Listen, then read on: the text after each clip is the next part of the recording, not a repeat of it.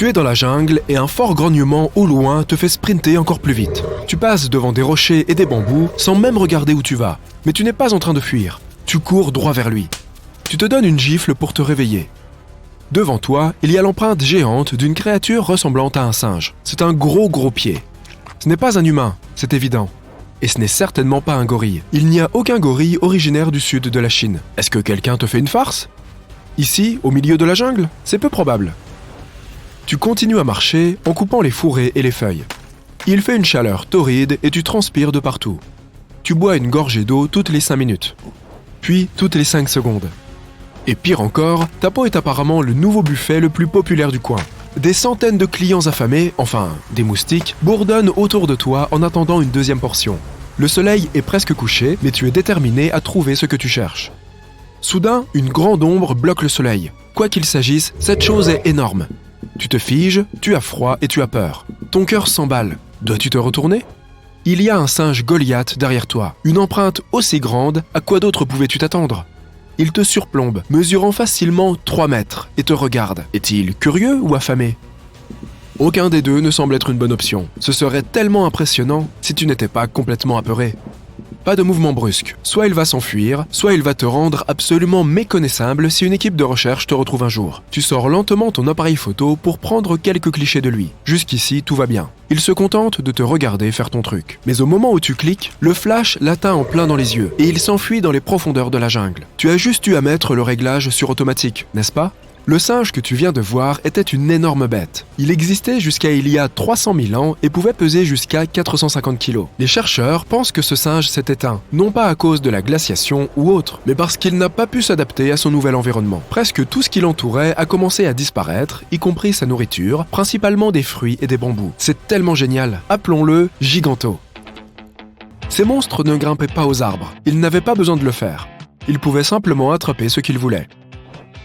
Leurs plus proches parents, les orang-outans, ont pu s'adapter aux nouvelles conditions de la période glaciaire en élargissant leur régime alimentaire et en essayant de nouvelles choses, comme les hot dogs au bambou et le saut en parachute d'orang-outan. Je plaisante. En étudiant la forme de sa mâchoire et de ses dents, les scientifiques sont presque sûrs qu'il s'agissait d'un herbivore. Ne t'inquiète pas, ces singes ne vont pas penser que tu as l'air d'un bon goûter. Mais cela ne veut pas non plus dire qu'ils vont cueillir des marguerites pendant que tu te tiens à proximité pour prendre des selfies. Un gorille adulte peut soulever environ 20 fois son propre poids, ce qui signifie qu'il est environ 10 fois plus fort qu'un humain.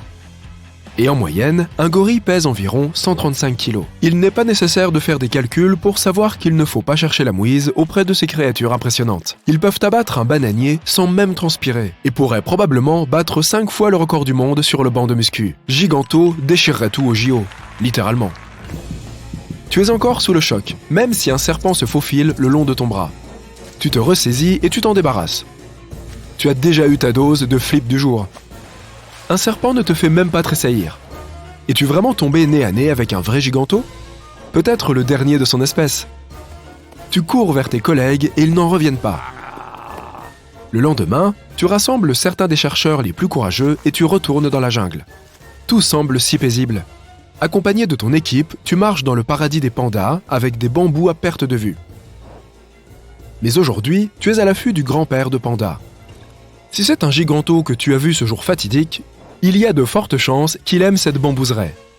Dans un environnement aussi luxuriant, la compétition pour les meilleures maisons pourrait être féroce. Et les pandas ne sont pas vraiment effrayants. Personne ne sait si le giganto était pacifique, mais même les herbivores se mettent en colère.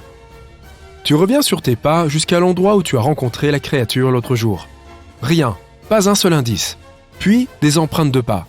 Bingo, ce ne sont peut-être pas celles de Giganto, mais ton instinct te dit de les suivre quand même. Tu atteins une grotte couverte de vignes à côté d'un petit ruisseau. Beaucoup de branches de bambou ont des marques de morsures sur les bords. Petits ou grands, la plupart des animaux sauvages n'aiment pas vraiment dormir à l'air libre. Il est temps d'aller voir ce qui se cache dans cette grotte. Ce qui est intriguant, c'est qu'elle semble avoir été construite à partir de rien. Cette créature a-t-elle suffisamment évolué pour comprendre comment construire une maison soi-même? D'autres animaux l'ont fait. Les castors ont un instinct intégré pour construire des barrages dans les rivières. C'est comme comme ça qu'ils sont en sécurité et c'est là qu'ils stockent leur nourriture. De plus, le barrage leur permet de se détendre toute la journée dans leur piscine improvisée. Giganto a-t-il vraiment construit cette chose? Accompagné de ton équipe, tu t'approches de la grotte avec précaution. Tu ne sais pas s'il est en train de dormir ou si une douzaine d'entre eux vous observent tous en attendant que vous entriez. Peut-être qu'il est parti chercher de la nourriture et ne revient que la nuit. Tu peux certainement entendre quelque chose, mais ce n'est pas le son d'une créature féroce. Cela ressemble plus à un bip. Tu rentres sur la pointe des pieds et tu vois ta montre, celle que tu as laissée tomber quand tu as vu Giganto pour la première fois.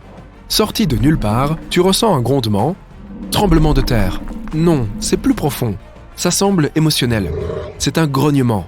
Tu te retournes et tu vois Giganto à l'entrée de la grotte, se tenant droit comme un boss. Après environ 1 minute de contact visuel direct, il s'enfuit à nouveau dans la jungle. Mais cette fois, tu as tout filmé avec ton téléphone. Quelques milliers de partages plus tard, tu es l'heureux propriétaire de la vidéo la plus virale de tous les temps. L'Internet devient fou. Giganto existe. Le vrai King Kong est parmi nous. Et puis, le vrai cauchemar commence. Des milliers de touristes descendent dans la jungle tranquille, cherchant à voir Giganto de leurs propres yeux.